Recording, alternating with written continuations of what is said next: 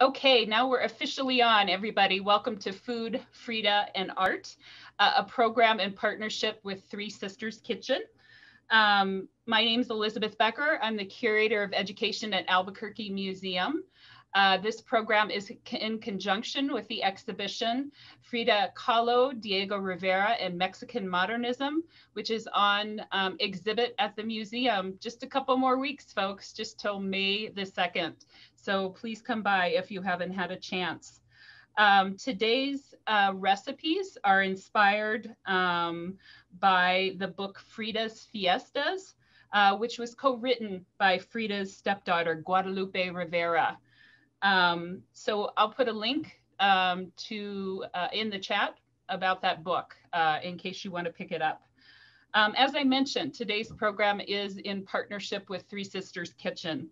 Anzia Bennett, founder and executive director, is here to tell you more about the kitchen and to introduce you to some of the people from her organization that are making tonight's program possible.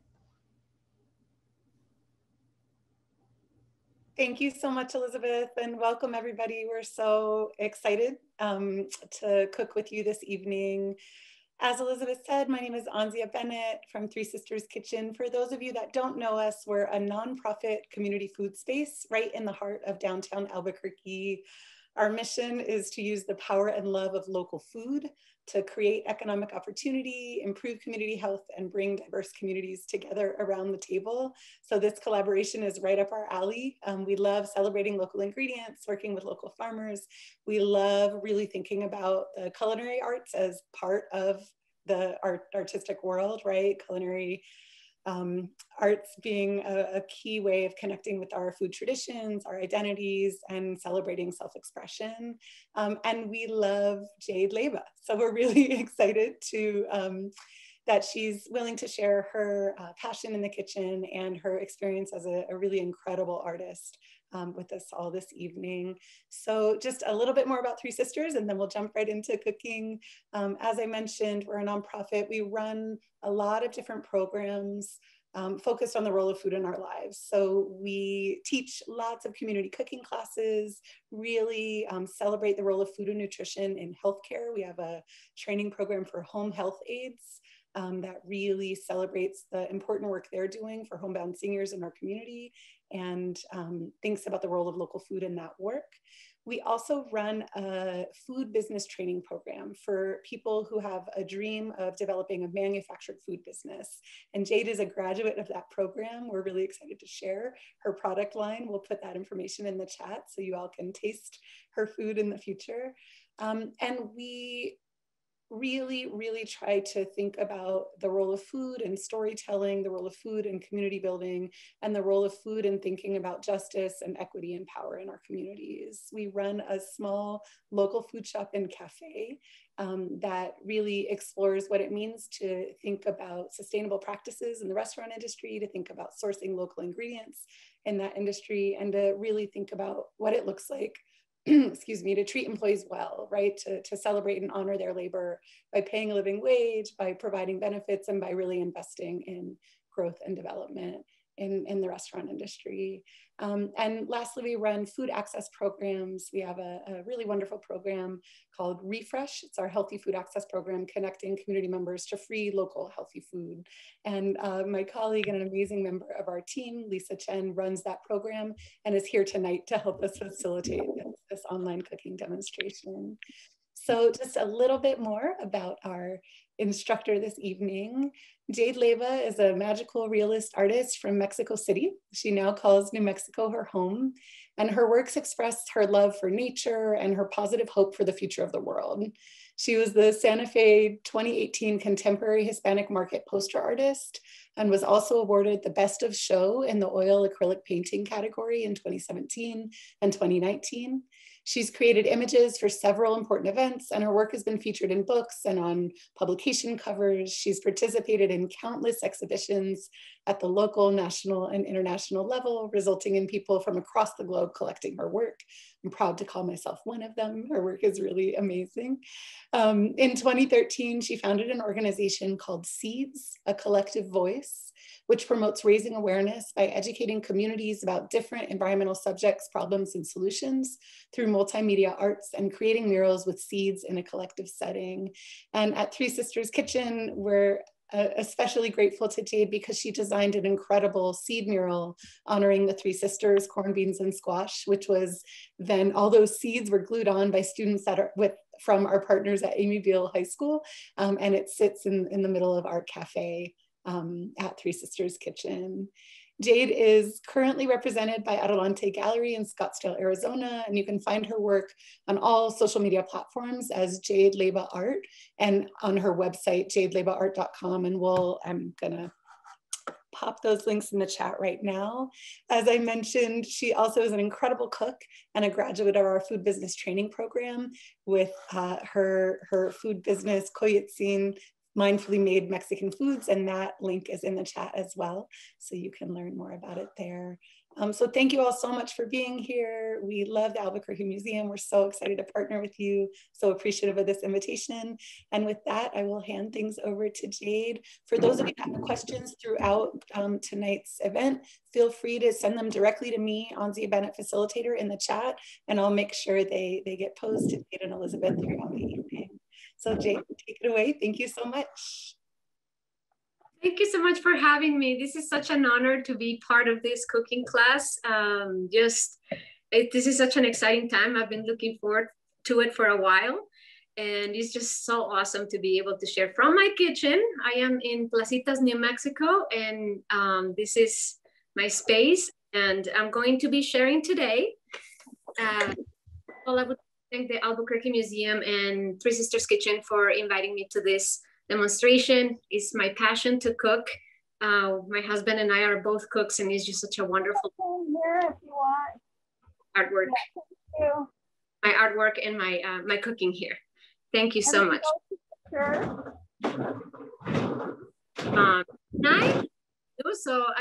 We decided to choose a very simple menu, and we're gonna guide you through it step by step.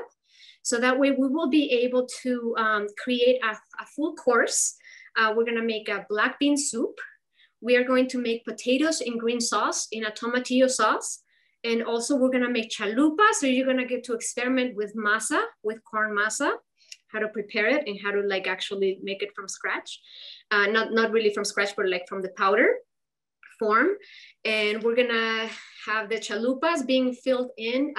I'm actually making a vegetarian version because the actual recipes on the Frida's Fiestas recipes, they are meat, they have chicken and pork and stuff like that. So I decided to do it vegetarian because both my husband and I are vegetarian. But if you got the ingredient list beforehand, I think the last day was last Friday that you could get the ingredient list.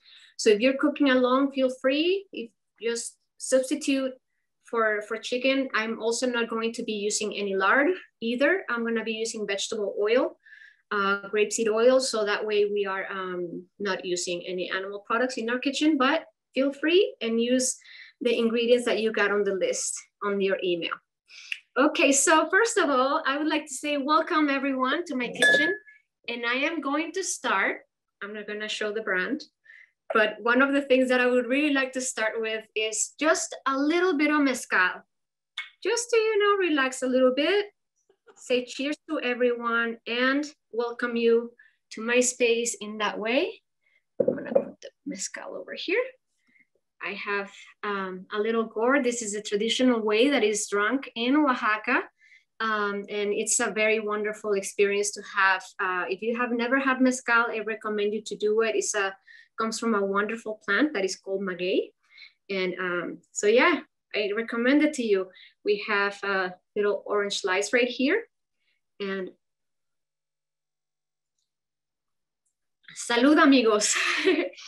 Okay, I have a little bit of orange. And I'm going to wash my hands because I'm gonna be cooking. So.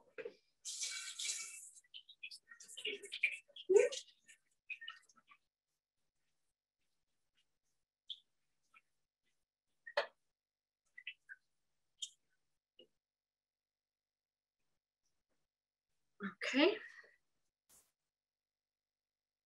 All right.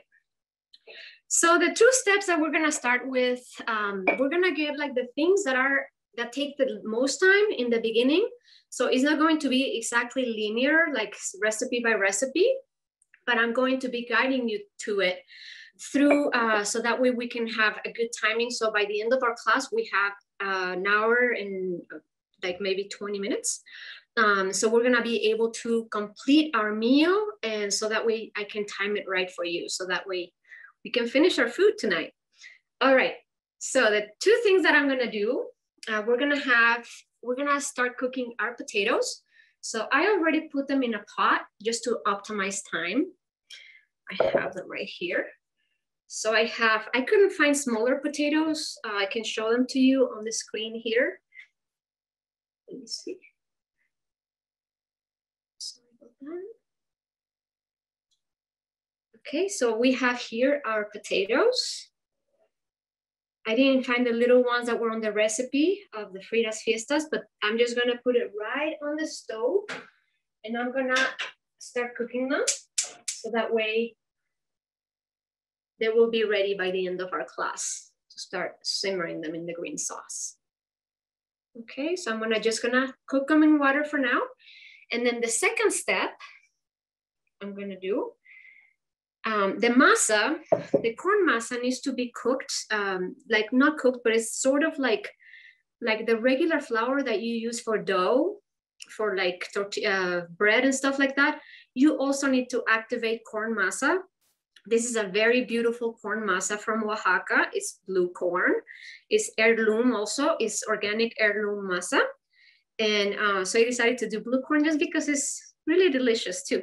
So, so yeah, this is a ½ pound, and it's like the ratio is about 2 cups of water to ½ pound.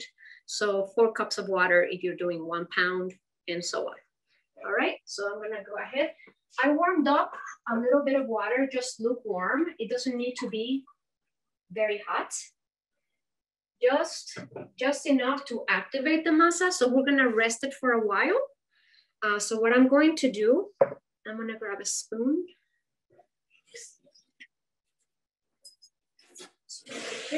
So I'm gonna just pour it in like slowly. Just start incorporating it. And then I'm gonna go ahead and start using my hands. I just wanna incorporate with the spoon first. Just start moving it around, especially at the bottom, because that's the part that always gathers and is harder to get with the water. So that's 1 cup.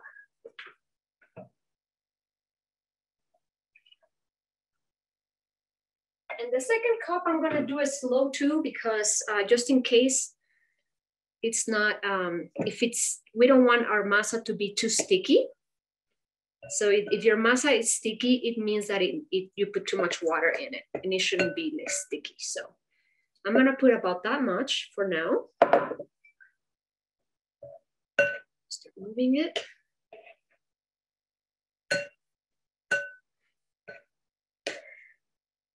Okay, like I said, I have clean hands now. So I'm just gonna dig in. Just gonna go ahead and start working on it. With my spoon. All right, so I'm just gonna go ahead and start turning it. So you start gathering, like I said, the masa starts gathering like at the bottom, like the dry one. So try to get that incorporated.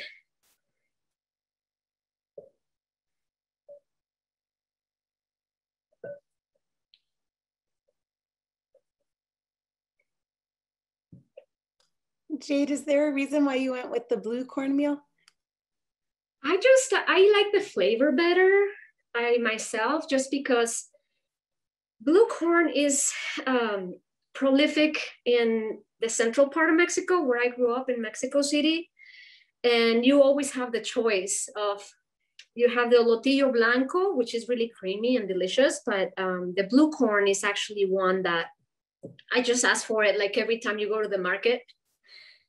Is something wonderful to have that. It's just, especially when it's made fresh, because a lot of people, like the indigenous people in the markets, which are very prolific, and the food stalls there are just so wonderful. I recommend everyone to someday, once the pandemic is over, to be able to travel to Mexico so you can see like and visit the markets and see like the corn being cooked and all the fresh ingredients probably grown in the community. So yeah, blue corn is just a little bit more tasty for me, but some people like the other kind. So yeah, it's just a personal preference. Let's take that out. Okay, so my masa feels pretty good. It feels like it doesn't feel too dry. It doesn't feel sticky either. So that should be good. That should be really good to rest it. So I'm gonna rest it for a bit until we're ready to make our chalupas. Okay, I'm just gonna cover it up. I'm gonna put it aside.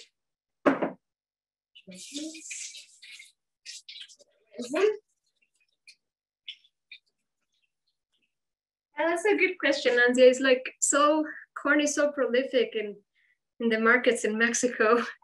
It's just so great, it's just part of life. Okay, so our second step, we're gonna go ahead and start our green salsa. So, so we're gonna put this aside. We're gonna start cooking our tomatillos. So here are little tomatillos here. And I also have, for the green salsa, our ingredients are going to be, we're gonna have peppers, we're gonna have tomatillo, we're gonna have fresh cilantro, and we're gonna use onion. And the onion I'm going to be sauteing, this is for the 3 recipes. So I'm going to be actually sauteing the whole thing at once, and I'll just divide it. And I will, for the ones that are cooking, I'll let you know how to divide it. So just in time, but these are the ingredients we're gonna use for our green salsa.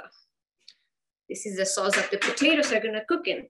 So I previously cut all of these ingredients so that way we could optimize time, but I just wanted to show you really quick, in case you're curious, we can, for tomatillos, typically, instead of cutting all of them, I just left one, so that way I can show you how to cut them. So you cut them in half. Always make sure that your fingers are behind your knuckles here, so that way you don't slice your finger. I learned that at Three Sisters Kitchen, by the way, with the chef there. And then I'm gonna remove that part. That is not little brown. And then this part right here always gets removed. There's something about it that people just don't put it in. So that's a good thing to remove it, because I guess it has like a substance or something that you're not supposed to eat. So make sure that you remove your stem part. And then I quartered all of my tomatillos. Okay, so I have them like this. All right, so now what I'm gonna do, I really like sauteing my vegetables. So what I'm gonna do, I know that in the Frida's recipe book, it says to like boil.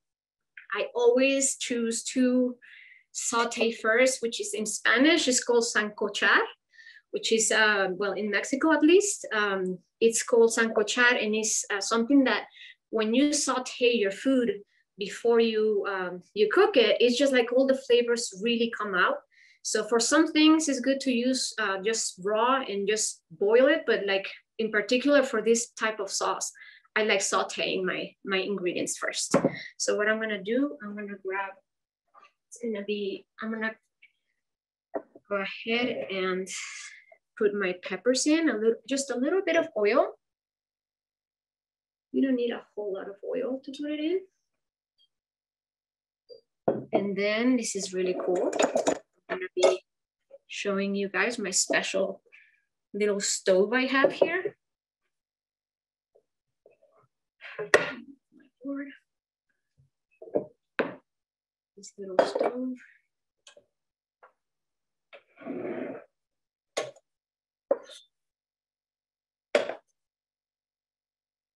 So I'm gonna start sauteing our little peppers, and then I'm gonna continue transferring everything to the other stove so everything cooks. It's gonna take a little bit to be able to saute everything. So yeah, I'm gonna transfer it to the other stove, okay? So these are the peppers, are they, Jade? I'm sorry? What kind of peppers are they?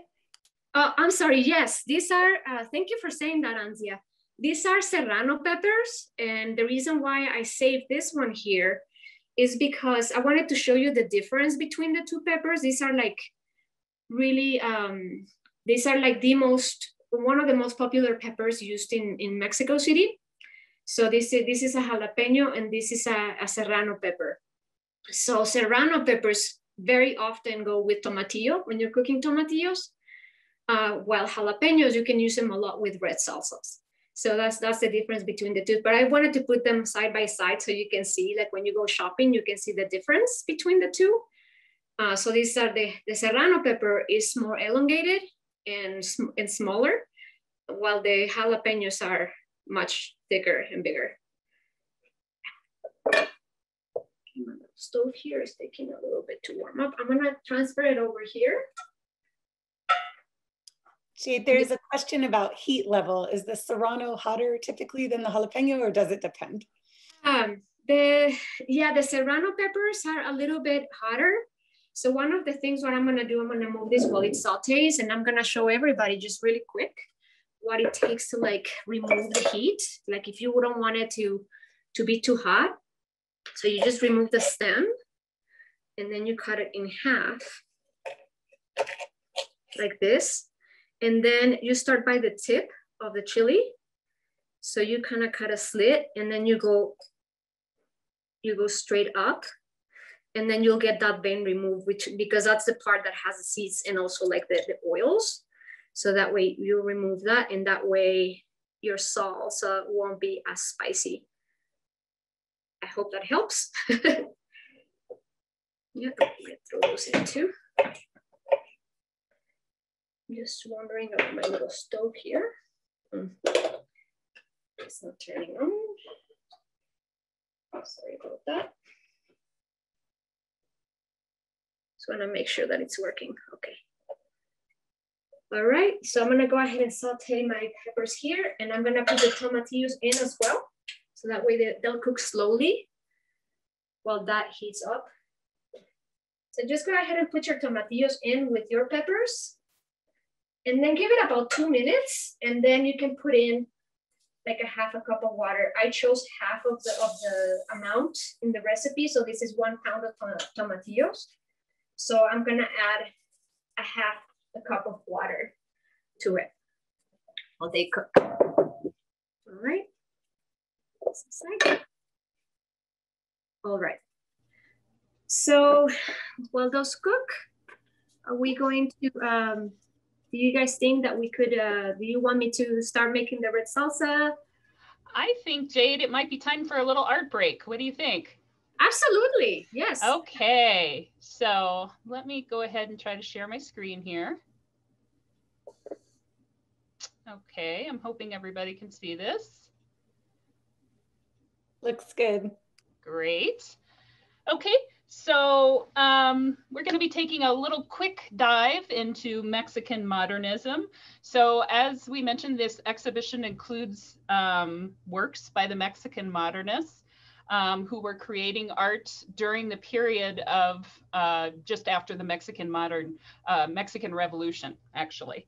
And so this is an important time for Mexico when they're really shaping their identity. So we're going to take a look at a few works by Frida Kahlo to start out with, because she is the namesake of our program tonight. So this is a pretty interesting image. There's a lot going on with it. It's called The Love Embrace, the Universe, the Earth, Mexico, Diego, me, and Señor Xochitl. So like I said, there's a lot packed into this image. So you see Frida in the middle there, in what looks like an embroidered shirt. She's got that long skirt with the lace along the bottom, which is the typical sort of indigenous dress that she represents herself in. She's cradling a naked Diego, who seems very childlike.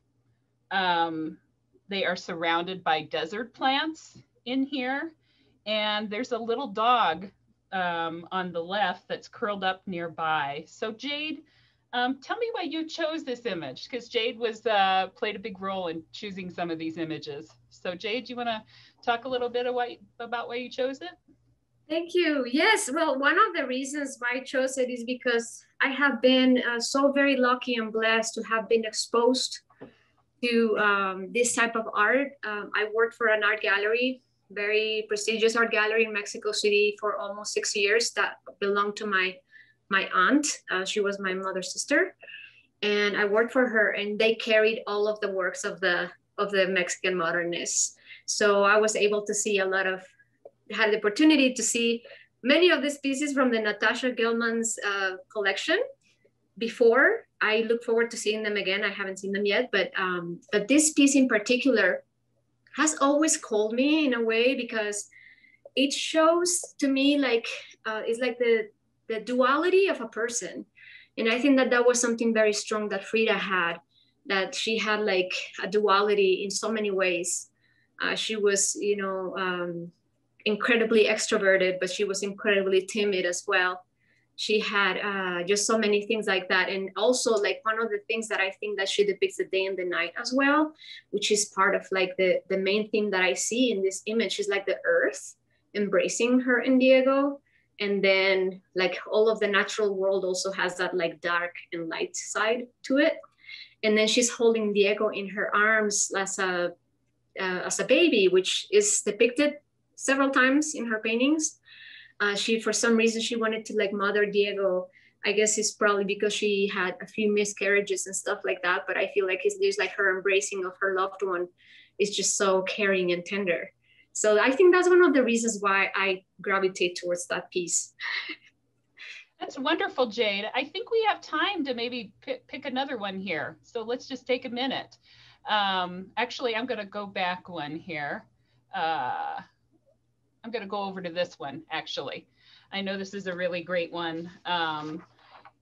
So, in this particular one, it's great to see, Frida working, with we always think of her as self-portraits, but here we go, and she's doing a still life. But so there's all these I love the very lush produce, all the textures, the colors, all of it seems to really represent Mexican produce at its height. And then there's, the strange little doll in the back, dressed like a bride, and also this owl who's perched in the front. So Jade, talk to me about this one. What interests you in this piece? Well, Frida Kahlo's still lifes are some of my favorite of her pieces, in particular, like the ones that are in her house. This one is spectacular also. I'm so glad, I can't wait to see it again.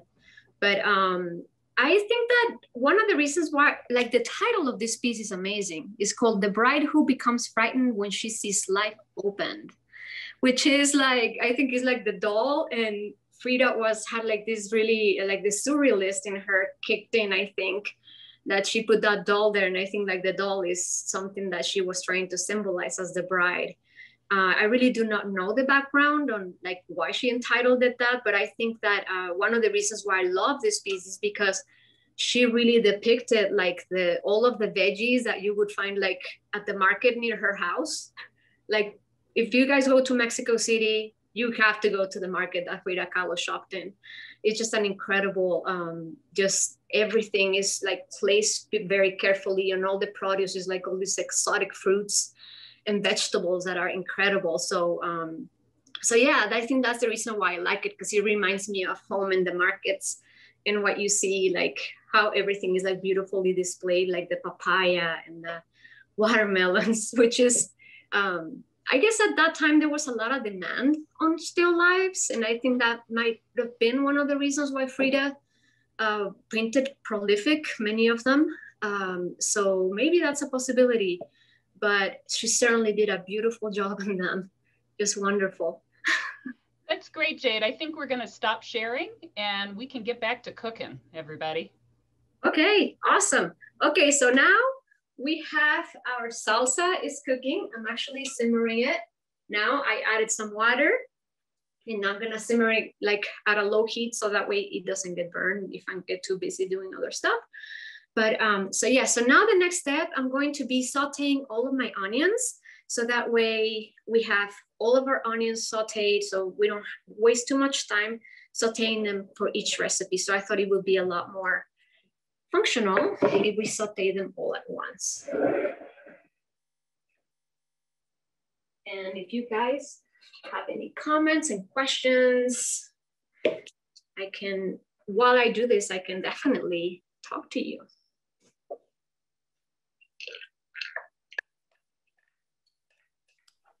One question, Jade, is why did you select these recipes? These recipes, well, first, I thought they would be like really easy to make because they're so tasty, but at the same time, so easy to make that I thought to like having a beautiful meal that has beans, but in a beautiful way, like in a soup with the potatoes, and I thought it would be a very good and balanced meal. But also, I really wanted people to be able to experiment with corn masa, so that way you see how masa is formed, which is something that is a very common sight in the markets in Mexico. So yeah, that's one of the reasons why. And I thought that it would be good to choose easy recipes so that way we would have time to be able to share with everyone tonight. Yeah, it's so tasty. So the onions have to be just sancochando las cebollas. They have to be a little bit transparent, like translucent, and that means that they will be ready. So I'm going to be cooking them and then transferring them back to the bowl. And then I'm gonna be using them as I need them. So like for the ones that are cooking, I will tell you like the quantities how you will be dividing them. You can throw in all of your onions in if you have them.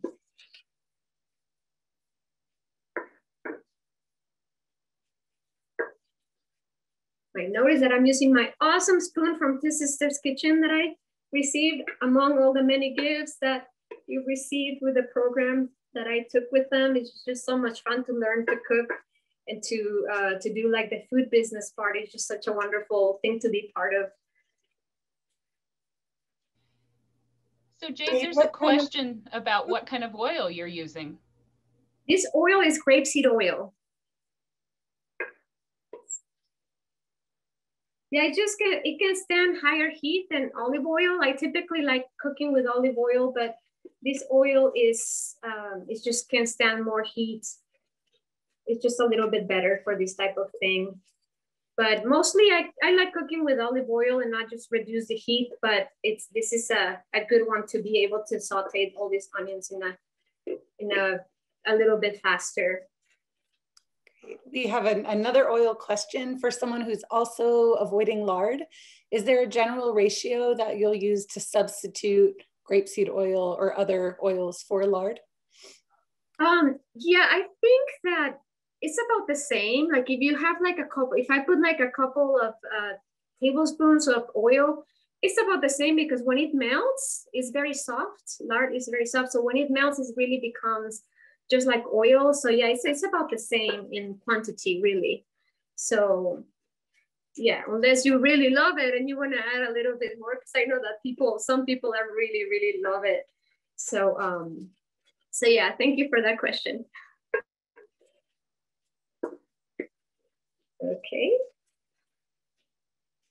I think my onions look pretty good now. So I'm gonna go ahead and put them back in my bowl here. It's over. That's for them. And I'm gonna let them sit just as I need them. I'll continue to use them.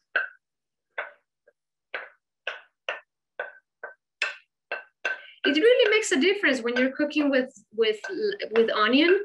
Like, I don't really love the aftertaste when you put on like raw onion into a soup. I don't know if it's just me, but I feel like when you do this before throwing it in a stew or in a soup, it's just such a much better idea for sure. It just gives it a lot more, it's just tastier.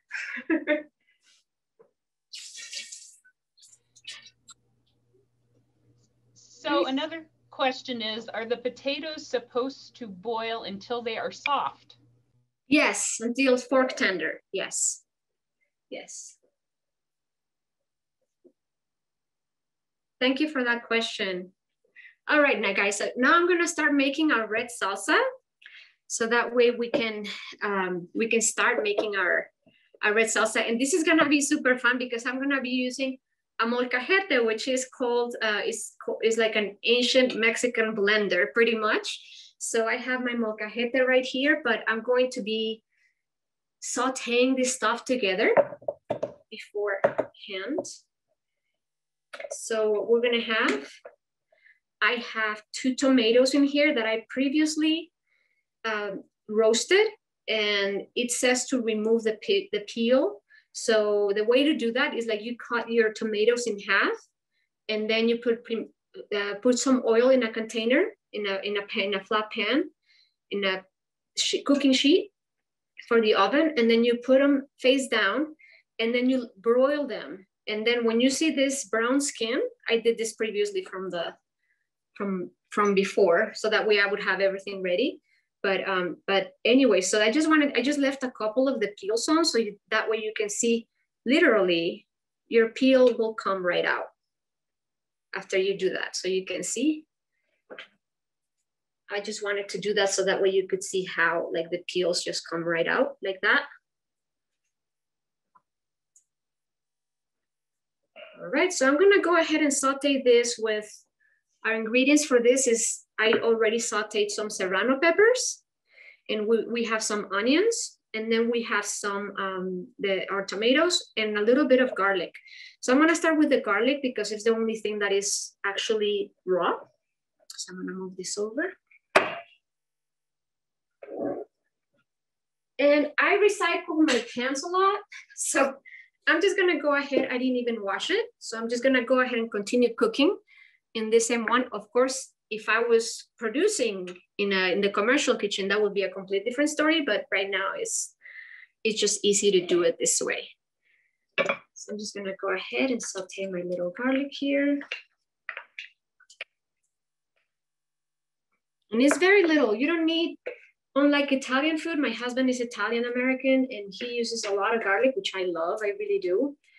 But in Mexican cooking, I guess that people don't use it as prolific as in Italian cooking, but I have learned to use a little bit more than usual, just because I really love it. So it's a wonderful thing to be able to add it in.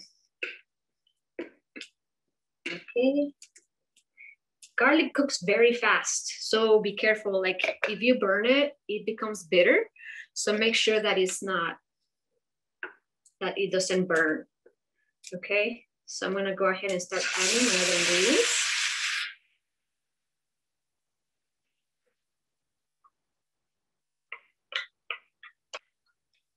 And I'm gonna add about 1/4 of the onions that I just sauteed. I'm just gonna eyeball it, not that much, maybe just a little bit more.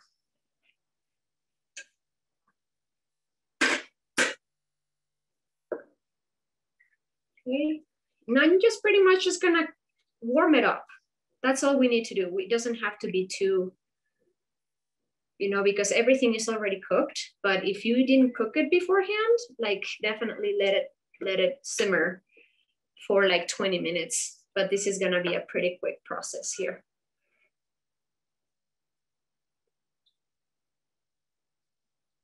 All right.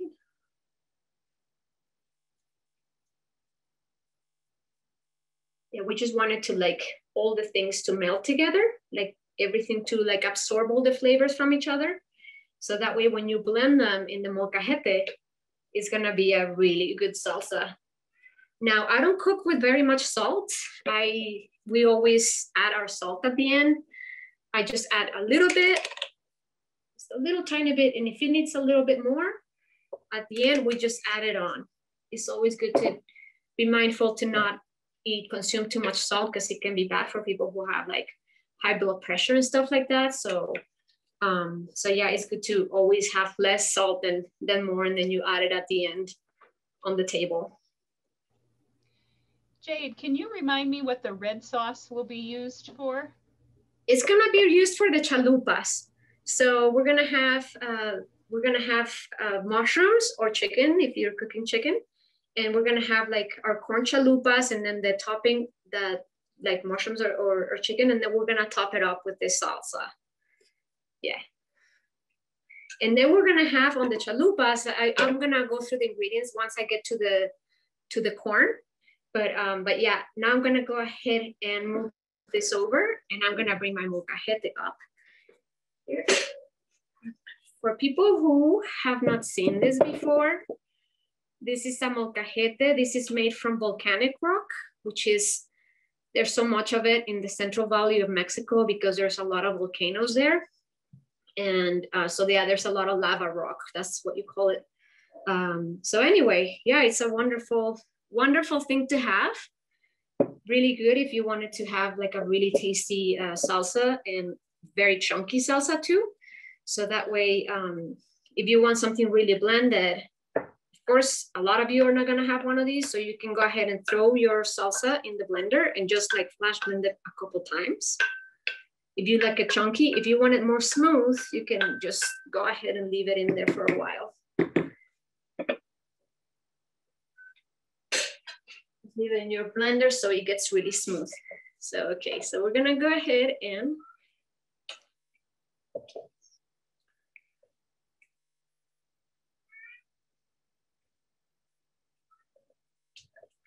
okay, so you pretty much just start pressing down.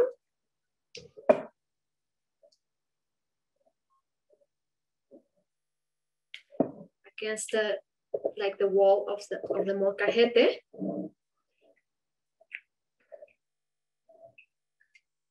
And this is wonderful. Oh my God! Once you taste it, one of the things that is very important, if you wanna buy one of these, if you don't have one, you can definitely do that and find it like in Mexican specialty shops. But one of the things that I recommend you to do, and this is like a universal thing, because the basalt, like the actual lava rock has like, it's kind of rough. So you have to grind like a pound of rice in it, like little by little until you like demolish the whole thing all over the inside. So that way it sands off anything that is like any kind of extra stone that might end up in your food. So, so yeah, that's a really good practice and something to do. So if you buy a molcajete, you have to do that. It's called curing, I guess. So some pushing.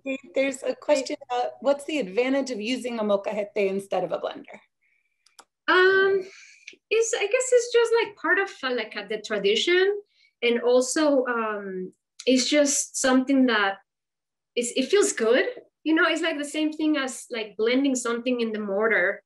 If you have a mortar, you could do this too, but it's just kind of big for a mortar. But it's kind of like the same thing when you have, is that like grinding cumin instead of grinding it in the mortar. And if you do it in a spice blender, it's not the same feel. So I think it's kind of like the same idea. So it's more something that is more tactile. If you are a traditional cook, which I am, it's just better. It just feels good. And it looks wonderful. I'm very much about the looks as well. So this is serving a salsa like this. This is ready. I left it super chunky. Serving a salsa like this is like, there's nothing like it. You can also make guacamole in this. You can make an endless amount of different salsa. So this is how you serve it.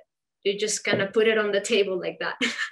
So it looks so beautiful. And so when you mention curing it by grinding rice, that's only before the first time you use your molcajete, not yes, that's correct. Yes. Yes. Thank you for that question. So I'm going to go ahead and put the salsa aside. That's ready. It's ready to go. Okay, so right here. All right, I'm just gonna leave it on the table. One of the things that you guys have to think about is that, and I learned through the program at Three Sisters Kitchen, is that there's like a danger zone for leaving food to there's a, from 185 degrees to 41 degrees. You have to cool it off like in 4 hours. So make sure that you don't leave your food out for too long, because you might get, you know, pathogens and stuff like that, get a little bit sick. But so just make sure that you don't leave your food out for too long. So anyway, I'm gonna check my potatoes. They look good. Tomatillos, I think we are on the tomatillos, blending them now. Let me see. Okay, guys, I'm going to go ahead and blend my green salsa here. I'm gonna show you, right? That's the next step. Yeah, so I have my tomatillos right here. They're already cooked with the peppers. So I'm just gonna go ahead and let them cool a little bit, just because you don't want to put like a super hot thing in the blender. So I'm gonna let them cool a little bit there. Maybe I'll add a little bit of cool water. That way we don't wait too long. Just a little bit. And then I'm gonna add them in my blender. I think that did the job. One of the things that I do when I'm working with a little bit of a hot item in my blender, I always add a rag on the top, because in case it flushes up, you won't burn yourself. I think this is okay, but I still want to make sure that I'm safe. I'm just gonna put it on here. I'm gonna blend it up.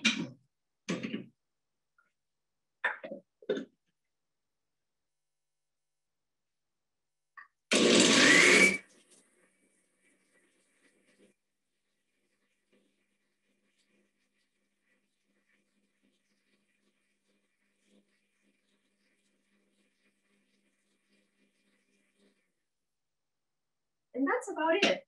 You don't need to do it anymore. And that extra water that I put in, we're gonna simmer it. So by the time the potatoes are cooked in it, it'll be thicker. So no worries if I added a little bit more water. So I'm gonna go ahead and grab my cazuela here. And I'm gonna pour it in.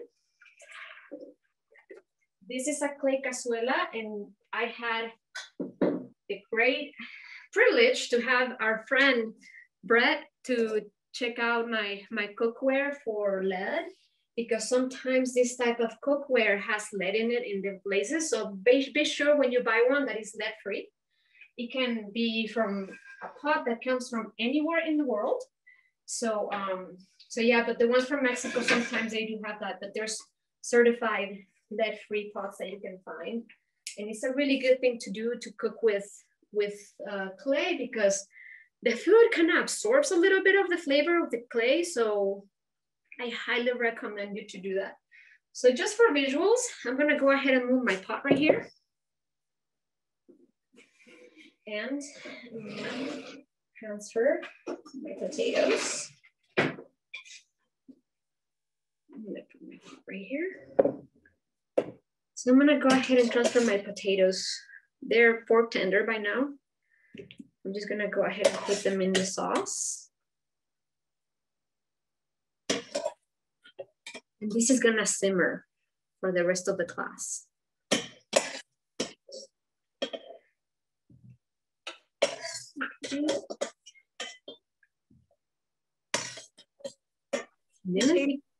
Yes. Do you have suggestions for things that people could replace the potatoes with if they wanted to use this sauce to simmer other items? Sure. You can use like shredded chicken. You can use like other kind of veggies, like any kind of vegetable that you can do, zucchini and squash and stuff like that. Yeah. So thank you for that question. Yeah, you can pretty much add anything. A lot of people cook. Also, a really good companion to this type of sauce is pork. So I can't believe I'm saying this because I'm a vegetarian, but really, like, pork goes really, really well with tomatillo sauce. So that is something that you can do, like cook it really, really slowly in the tomatillo sauce, and you can get an amazing, just fall apart flavored pork, and it's just amazing. Yeah. So for this one, I'm gonna cut this in half, like whatever onions I had left. Thank you for that question, Anzia. All right, so I'm gonna just grab like half of those onions, and this is gonna be the rest of these. Oh no, you know what? I think I finished. Oh no, this is for the bean soup. I'm sorry, guys. There we go. So I'm just gonna put that in there, and we're gonna let this simmer until the end of the class, okay? And I'll show it to you. Right here, just move it. This is my slower. It's a very low heat. So we're just gonna simmer at a low heat, the lowest you have. All right, so now, do we have any questions coming in or anything? We're good for right now. Awesome, thank you. So now we're gonna go ahead. We already made our green salsa. Okay, so now we're gonna be able to make our bean soup. Super simple. If you're ever hungry, like this is something that you can literally make in 5 minutes. So this is something that's super, super, super easy. So these are my pre-cooked beans right here. These are gonna be the ingredients we're gonna need. I used 1 can because I cut my ingredients in half, which is like about 1.5 cups. Then I have, this is for garnishing. This is fresco cheese, which is a little bit crumbly and it's salty. So when you use this kind of cheese, be careful with your salt because this has a little bit of salt in it. So you just make sure that you don't salt your soup very much because that's gonna be garnishing it. Then we have some cilantro, Mexican cilantro, and we have some garlic. And then we have some tomatoes. I did three halves of tomatoes because these were very little. So I just did 3 halves there. Also, they have been previously peeled. And then lastly,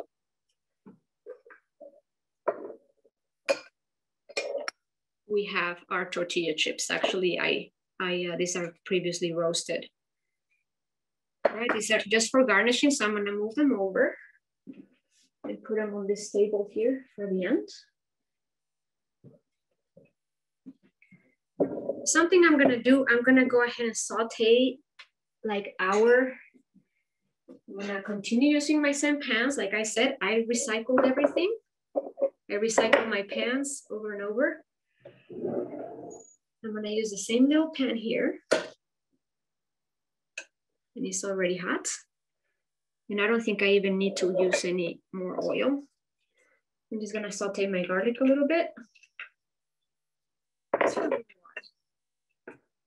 And this is very little. This shouldn't have very much of it. And like I said, garlic doesn't take long to saute, so just be careful that it doesn't get burned. And I'm gonna go ahead and throw the onions in too, real quick. The recipe on the book also tells you to saute it in lard. So you can do that as well if you want to. But the recipe in the book also tells you to like blend it beforehand, like blend all the ingredients together before doing this. I just like doing this particular thing just because the flavors get better than if you blend all the ingredients beforehand. For some reason, I don't know if there's a particular reason, but it just tastes a lot better if you saute them like this. And then I'm gonna add my tomatoes.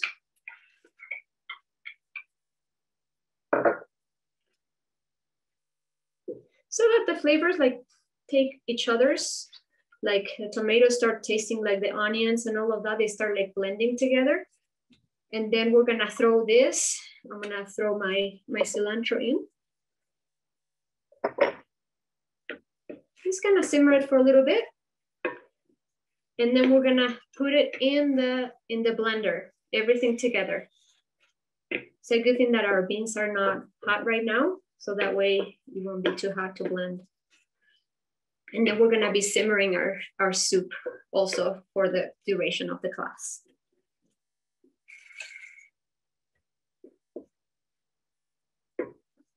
Okay, move it around.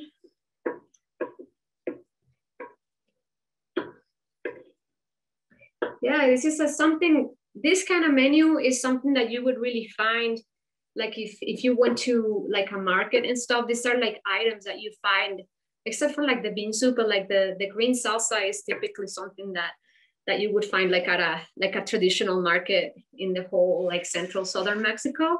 So so yeah, that's a wonderful thing about this type of thing. Actually, I had to teach myself to cook in this way because when I moved to the US, I wasn't able to find like the same foods, at least not in the places I've been to. Like I wasn't able to find a lot of the stuff that I wanted to eat. And I missed it so much and I got so nostalgic. So I taught myself how to do this stuff and it's really worth it. So if you wanna make something, I recommend you to experiment. And right now we still are quarantining and stuff, good time to learn something new.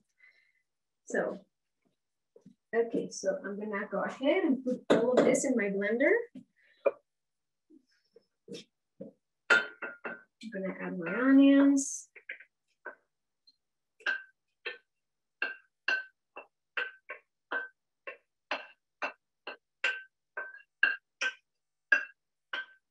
I think we're good in time.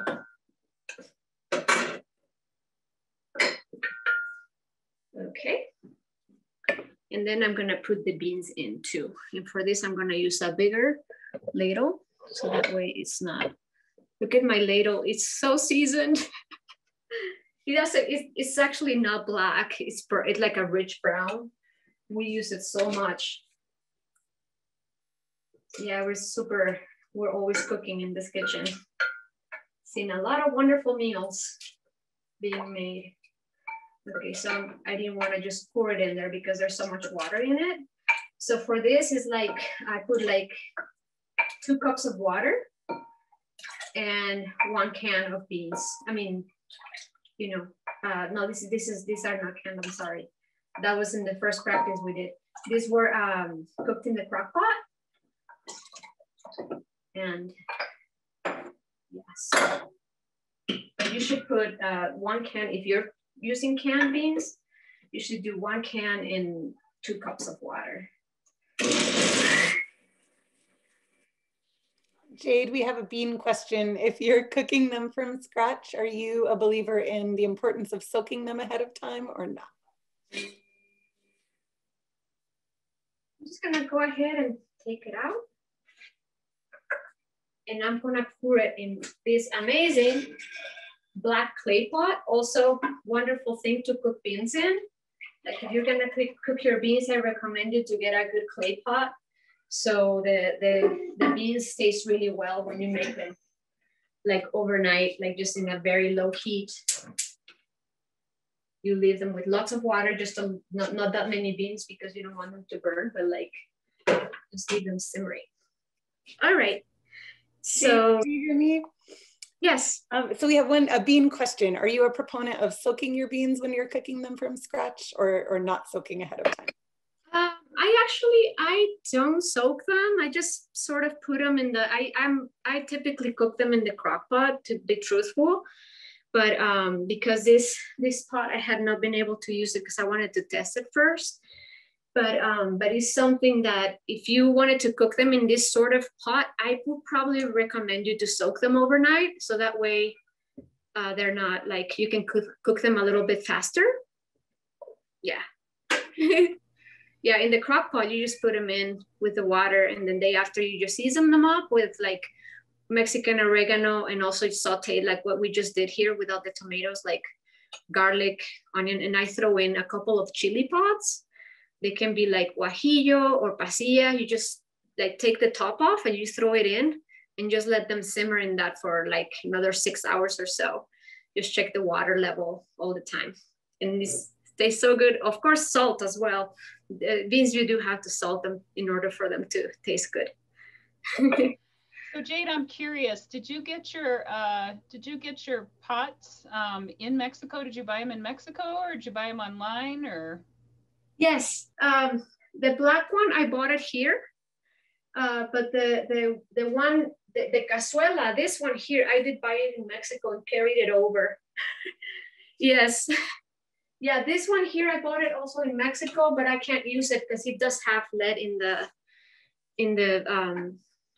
the varnish. But yes, that's a very good question. If you can get it tested, that's a good thing. They're also wonderful for decoration as well. So yes, thank you for that question, Elizabeth. So Jade, I think before you get started on the chalupas, let's talk a little bit about your art. So we're going to take a little art break again, a little dive in. Okay. So I'm going to go ahead and share my screen. And, you know, Jade, you know, in addition to being this fabulous cook, you're also an artist. You were born in Mexico City, and I know, among other things, you were influenced by the works of, you know, the Mexican modernists. So this image that we're looking at now is just amazing. There's this beautiful woman with just this swirl of braids around her. She has a bird in her hand. There's a bird on her shoulder. Another bird that flies nearby. There's this wonderful nest on her head.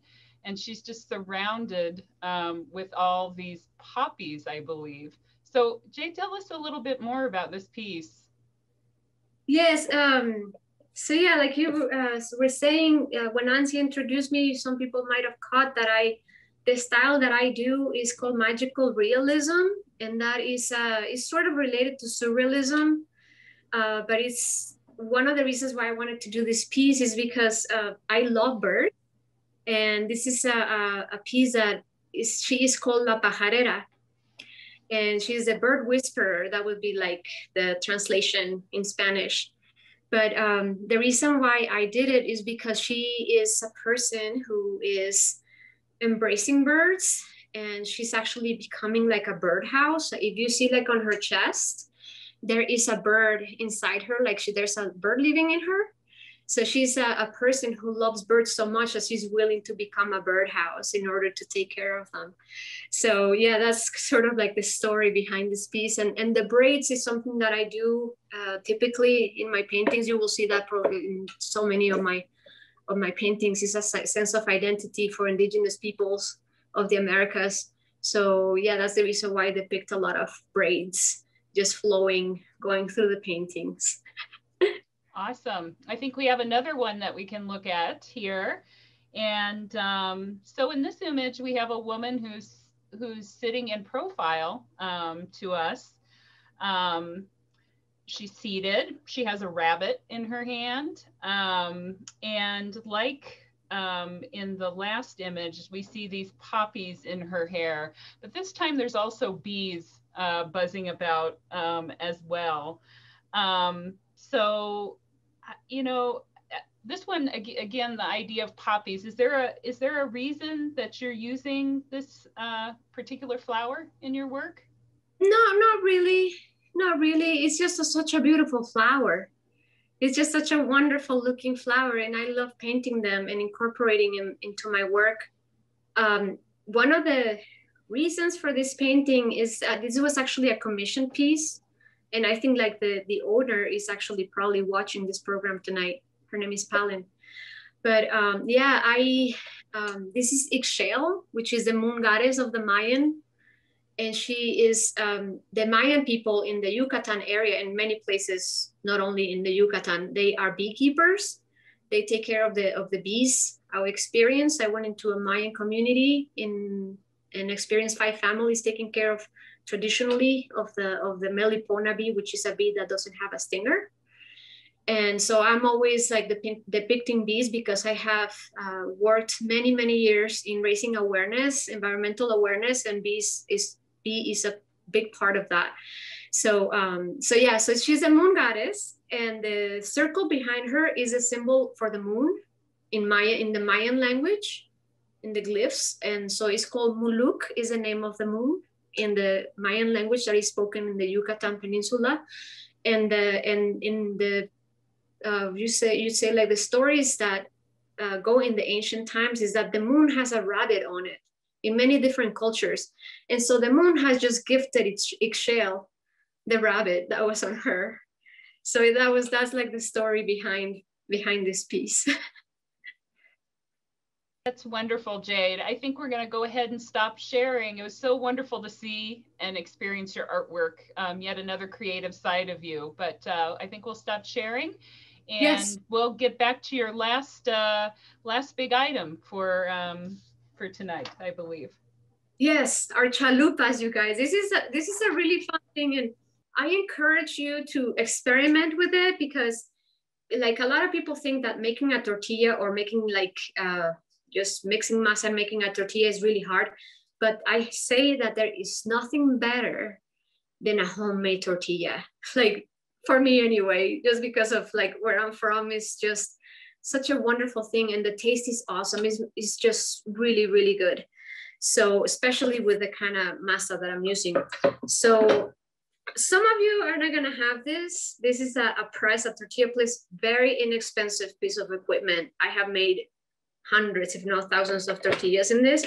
So this is a press that you make tortillas with. I am not gonna use this today because I'm aware that people might not have one.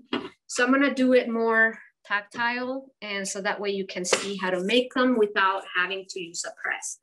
So the only equipment you're gonna need, I am an enemy of plastic. I don't like plastic, but this is something that is very, very good to use. And this is used all over indigenous people when they're working with corn. This is something they use just because it's very easy to stretch the corn with it and it doesn't stick to your surface. So it's good to have, you can use one big piece or you can use two pieces. This is like, these are clean right after I use them. I always like clean them up.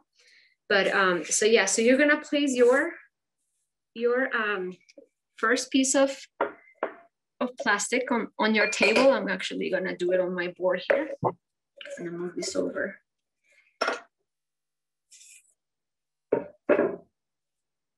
So Jade, there's a quick question about your work. Is there a reason you include the heart in many of your paintings?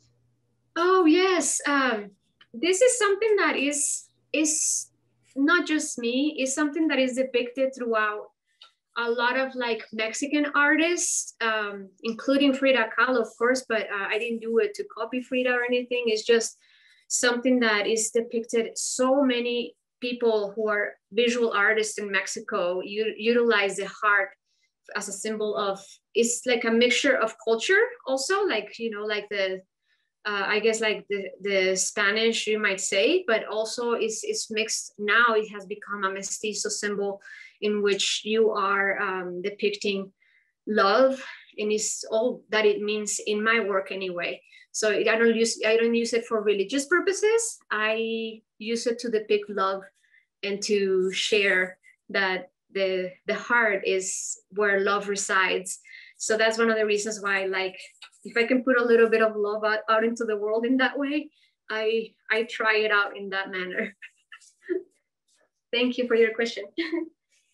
Okay, so I'm gonna go ahead and grab our masa. It's right here. Let's see. By now, our masa is actually pretty good. Should be cured nicely. All right. So what I'm gonna do, chalupas are typically pretty big. They're about that big, maybe 10 inches. But because I am aware that I might be dealing with some beginners here, I am going to have just grab a handful, and what you have like a handful on your hand, grab half of that. Small little ball like this. So that way we're gonna be able to make smaller chalupas. And by now I'm actually gonna start warming up my pan. I actually have pre-oiled my pan because the last time I actually like had too much oil on it. So I just put a little tiny bit of oil, just enough to like just cover the surface. You don't want this to fry. So you're gonna make a little ball like this, like actually more like an oval shape. You're gonna put it down. And then you're gonna grab your other piece of plastic. And I swear, this is like when you're gonna say, this plastic here is more like the ones that you use for like produce at a grocery store. This is like the ones that work best because they're very slippery. So you're gonna place it down on top, and then you're gonna start pressing down this way. And then one thing that I think is good, just start pressing down on it and just kind of like on the edges too, so they don't crack on you. And we're gonna continue to press, stretch it out.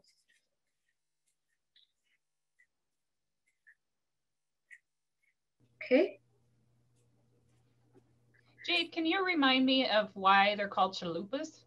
Yes, the chalupas are actually, they're little boats that float, that a lot of women use, and different people in Xochimilco, in what's left of the lake in Mexico City, which is like ancient canals that the Aztecs built these beautiful like islands on. And nowadays there's like produce being grown in those like floating islands, and you can visit those canals. There's like a pretty touristic place, but there's these really big boats with, they used to be decorated with flowers, but now they're just painted. They have like a word in the front of them, and they're really colorful. So you take those boats, and in the canals, you run into people who have who come and sell you something, or they're just transporting flowers. And it's a really wonderful sight to see, especially if it's a woman that is sitting there and she has like the entire front of her boat is full of like these beautiful, colorful flowers that she's transporting from her home to like the market or something. So those are called chalupas. They're like a little boat. And that's the reason why we're gonna be pinching the edges of this to make them like hold the ingredients in. So yeah, so thank you so much for that question, Elizabeth. Did that answer your question all right? It was a lovely answer. Okay, thank you. So yeah, so guys, we have like our chalupa. We removed the top layer. You can see they're pretty small. They're a little bit smaller than my hand. So to remove it from the plastic, you just put your hand under it and you turn it on top of your other hand, and you remove the plastic, and it should just come out very easily. So I'm gonna put that in. I'm just gonna make a few of them. And then if you are cooking with me, you can continue this after the class ends, but I'm just gonna make a couple of them. It's because we have 15 more minutes. Okay, so I'm pressing it down, and I'm gonna do the same thing. So you just press it down and you push it, and that way you can stretch it out. It shouldn't be super thin. In fact, it should be a little bit on the thick side, like not a quarter of an inch, maybe an eighth of an inch, I think. Not quite as thin as a tortilla. This is a way in which you can also make a tortilla if you wanted to. You just have to rotate it to make it round, but this is a good way of stretching without a press in case you don't have one. It's always a good piece of equipment to have when you want to make something from scratch. It's always good to have in the kitchen, even if it's not like something that feels right to you, or it's not like from your culture or whatever. It's wonderful to make tortillas from scratch. Highly encourage you to do it. It's a wonderful feeling. It's like playing with dough. So we have our last chalupa here. And Jade, how high is the heat on the pan that you're putting those chalupas in? Yes, thank you for asking, Anzia. It's medium high. Yes. And I'm gonna remove this. I'm gonna move the pan over so you can see like what I'm doing. I can just move the pan actually so you can see here. So they're cooking right now. And actually I should start turning them now because the edges, let me show you. I'm gonna move the pan back.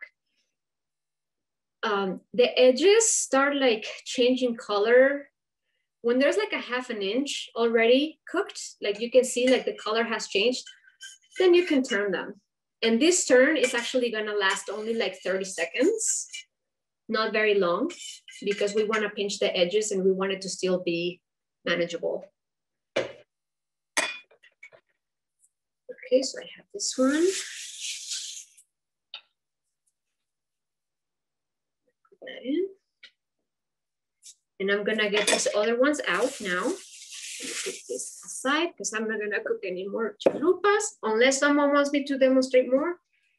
But I think I'm gonna take this out.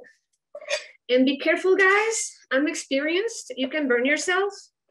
So if you cannot handle the heat, make sure that you wait until you're able to handle it, okay? I'm just gonna go ahead and start pinching my edges.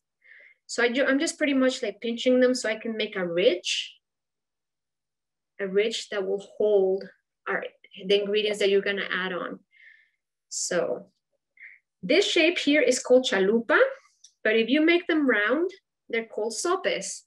Don't ask me why, but that is one of the reasons. Like I don't really know why, but it's just a shape. And I was telling Anzia the other day that this looks like little Virgin of Guadalupe shapes, don't they? They're so cool.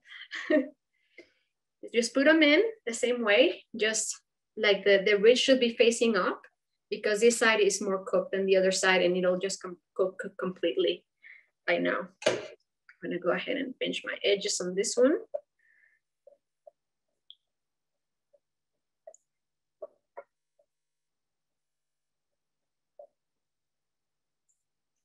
Little chalupitas, so delicious.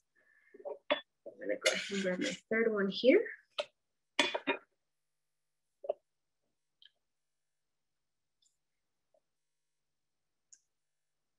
So it's a little raw.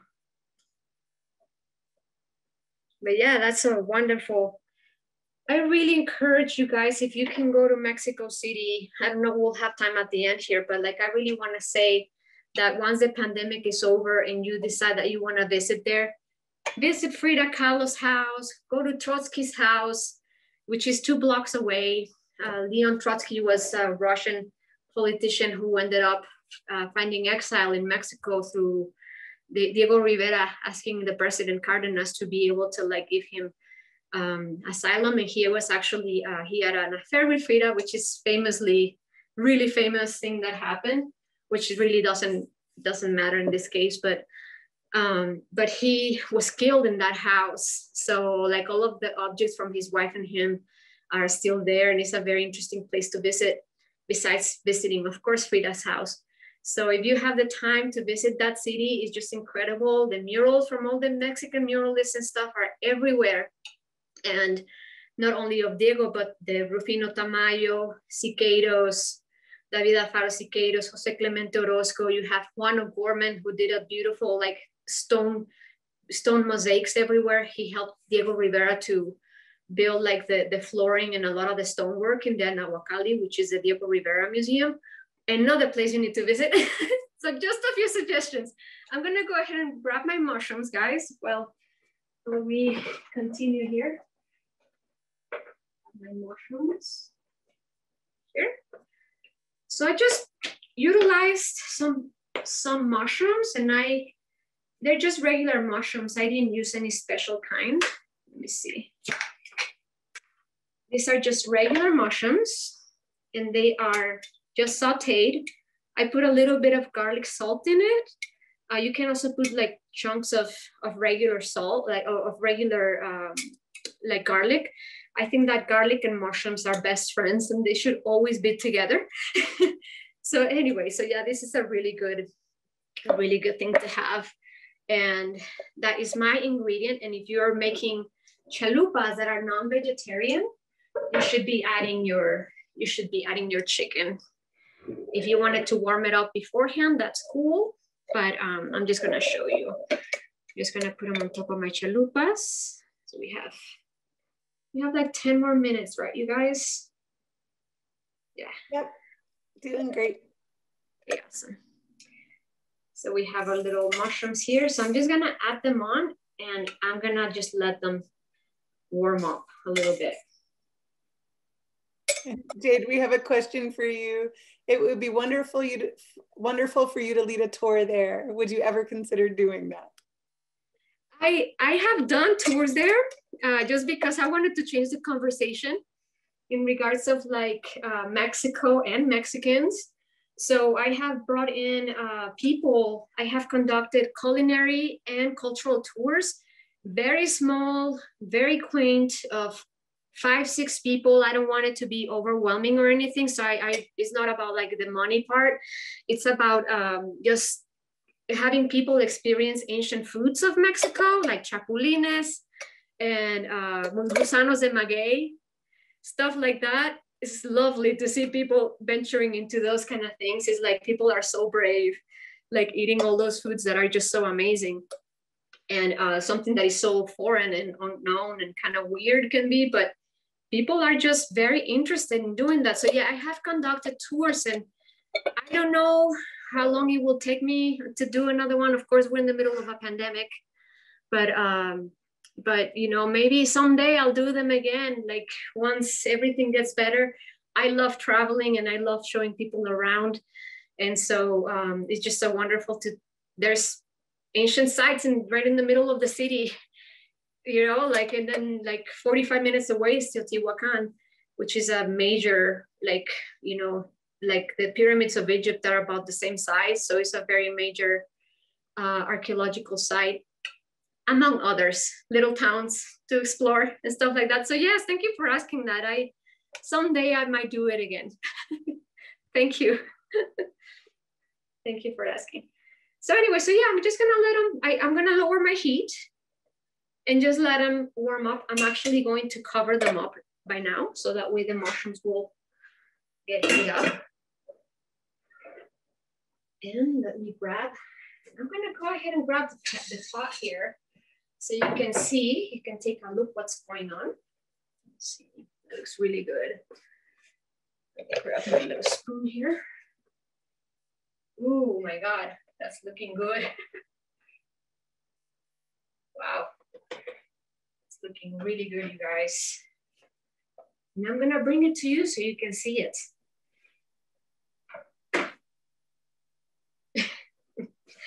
Okay, here we go. And the actual, like the potatoes by now, they look a little translucent, so they're ready. I'm gonna continue to simmer it just because I don't think that, you know, it doesn't hurt to simmer a little bit more. The flavors just start melding together a little bit more. And our soup here is actually, looks like it's doing really well. Looks like it's done too. Just gonna continue simmering it here. So I thought it would be kind of fun, you guys, to be able to share I'm gonna go ahead and try a little bit of the soup. I hope that's okay with you. So that way I can try it out. I'm gonna garnish it here on the camera here so you can see. I'm so excited.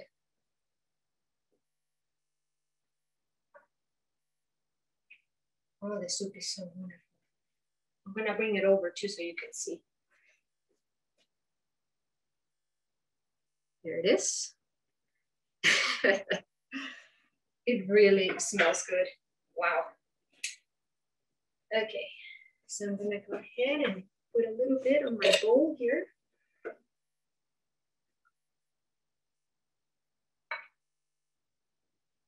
And this is something that you can go wrong with this sort of soup. If you saw, it took literally 5 minutes to make, if that. So it's something that when you have to cook a quick meal or something like that, this is a very good, has lots of protein.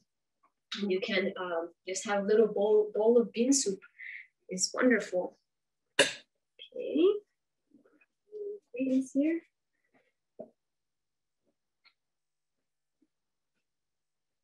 Okay, so I'm gonna put my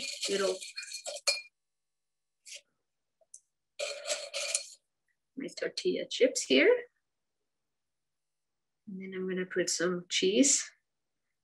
I'm sure it's gonna be super hot, so I'm gonna wait a little bit. Does anybody have any questions, any comments coming in? Just lots of comments about how delicious everything looks. A lot of people interested in those tours whenever they're up and running again. Just awesome, thank you. Yes, I you know, keep track on my art page on Facebook as Jade Leyva Art.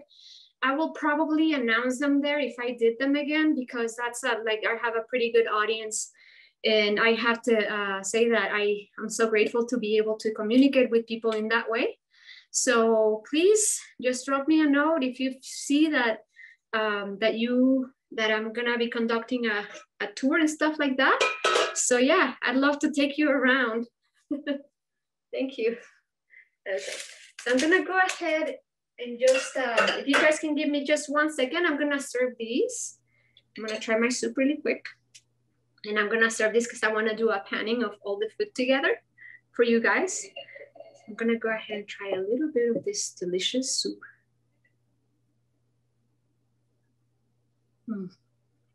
Oh my God. It is so good.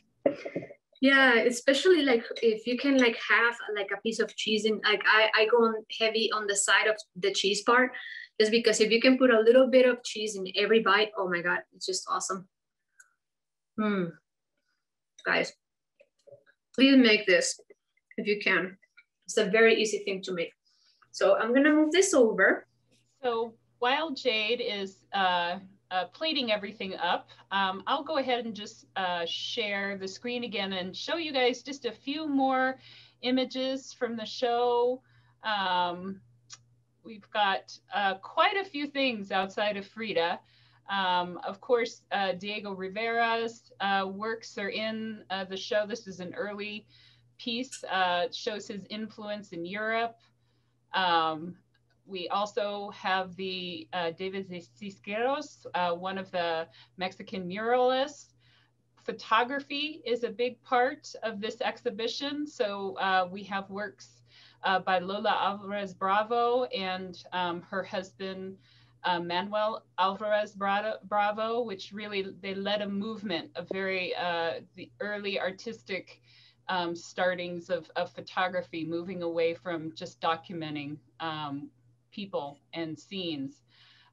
There's a lot of photography about Frida and her life. This one is by the famous photographer Edward Weston, taken in San Francisco.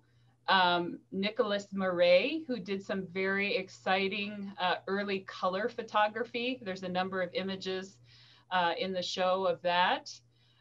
There's a lot of other Mexican modernists. So we have people like Maria Izquierdo, who really was one of the more well-known women Mexican artists of the time. And she's been one who kind of fell off the radar once Frida became popular. Other artists, Rufino Tamayo, important modernist work. Carlos Morita, as you can see, this wonderful abstract piece. So the show really has a lot going on. There's more than Frida to see. The show is open through May the 2nd, and I'll go ahead and pop a link to where you can get online tickets. You do need to reserve those tickets. And we also have a wonderful tour coming up with next, an online tour with our docents. It's our last program of Frida next Saturday, and you can register for that online. So I will turn it over to Jade for the big reveal. Thank you so much. Hold, give me 1 second. It's gonna go ahead and open my camera now. Okay. I'm so sorry, guys. I need to turn my camera.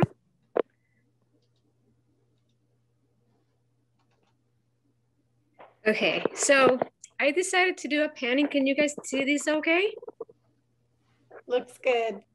Yeah, okay, so this is like the soup right here. I wanted to make it really attractive for you guys so you have lots of color, lots of fun things to look at. Besides the food, we have our delicious cazuela. We also put some flowers in honor of Frida, of course, because she was a flower lady. Yeah, so we have some oranges, peppers and stuff. So one thing I'd like to do now is I'd like to dress our our little chalupas here. So I put 2 kinds of cheese, fresh cheese and Parmesan, which is in the recipe. A little bit of that. Okay, and I'm gonna go ahead and grab some salsita also, our molcajete salsa that we made right there.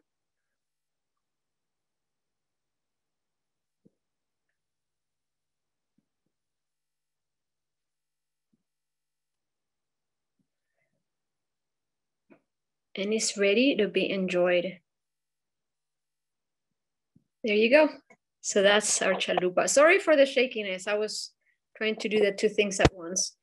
So I hope you like it. Here's our menu tonight. Great. Thank you so much tonight, Jade, for this program. Thank you, 3 sisters. I think everybody will have a full belly if they decide to partake in this tonight. I'm terribly jealous sitting in my office. I'm going to have to try it later. So thank you all for being with us tonight, and happy